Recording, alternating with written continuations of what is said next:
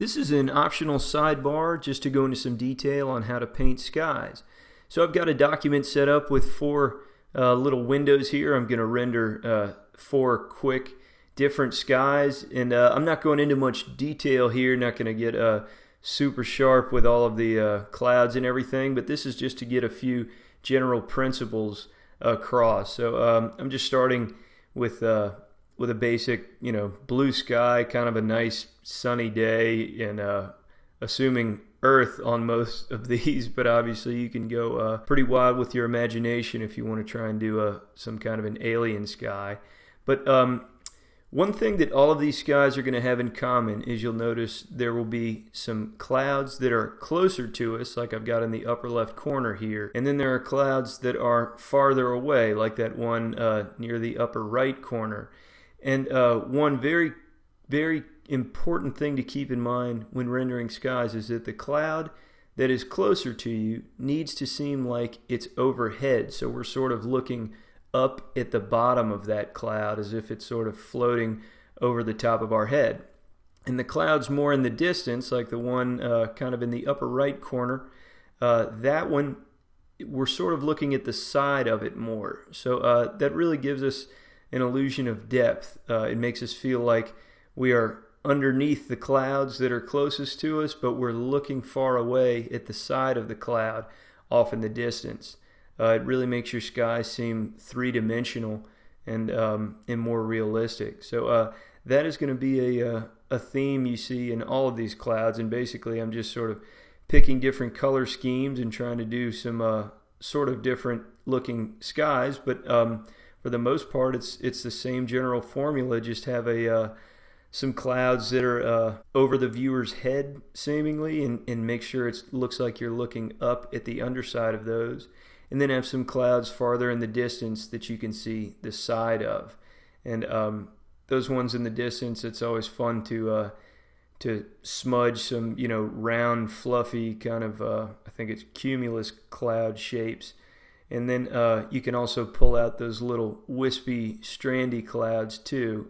So that distant cloud is usually the one where you can get more creative. And and here we go. I'm adding in a distant cloud here just to juxtapose with that cloud closer to the foreground that the sun is peeking through.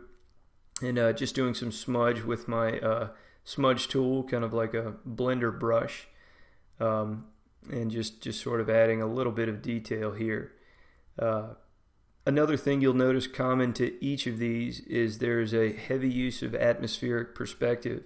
You'll notice near the horizon, sort of near the bottom of where that far cloud is, it starts getting very hazy, and that really makes it look like those clouds are sort of disappearing into the atmosphere the closer they get to the horizon. That's something that can really help sell the sense of depth. And you'll also notice that the foreground cloud is almost always darker, or at least has more contrast, and the clouds far away in the distance are a little bit more subdued. And again, that helps us sell the sense of depth. So moving on to a fourth one here, and just picking some kind of wild places to start color-wise, just to try and show something a little different. But feel free to use some photos just as a starting point. I'm certainly not against using photo textures as in your image, but I've actually sort of moved away from using photo textures as skies, just because I think it's something that looks really nice in your finished painting if it does have a highly painterly quality. So that's something I try to always render by hand, and not just leave up to a photo. I just think it's a nicer thing, shows a little bit more of the hand of the artist in the image. But again, if you want to just do some very vague colors in the sky and then add some photo textures of some photos that you've taken, that can certainly be an effective way to create a very believable sky, especially with some overpainting or maybe some filtering to the photograph too. But I wanted to be sure to go into some detail here, because this is the process I use in my professional work, and I think it's the nicest effect. And again, just being very quick and rough here. This is just to get the general principles across, but we'll put a little more time and attention into our project painting. So trying to show some highlights as if the sun were sort of peeking around that foreground cloud. And that foreground one, I've actually sort of made it seem like a giant cloud. It's got both. It sort of fades away into the distance, but it's also looming above us in parts. So find ways to satisfy both requirements, I guess. Have a distant cloud and a foreground cloud. But of course, there are endless variations on how you can stack things up and layer the clouds as much as you possibly want to. You can have cloud after cloud going farther and farther into the distance until they're barely visible. And the whole point is just to create a profound sense of depth and scale.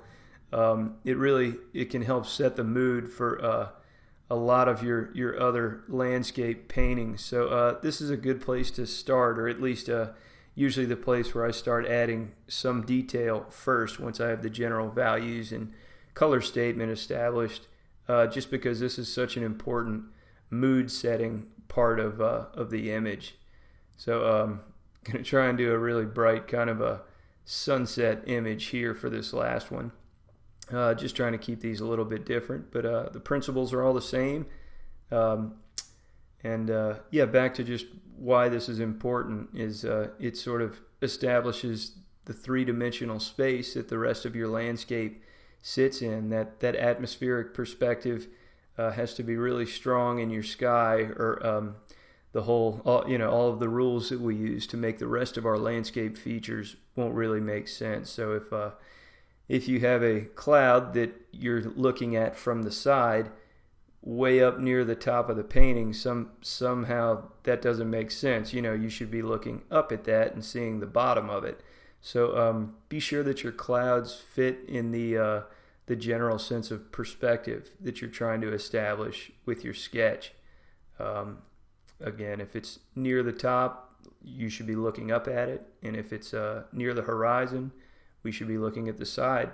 And really, once you have those two general rules nailed down, the rest of it is just painting in details to make it look cool.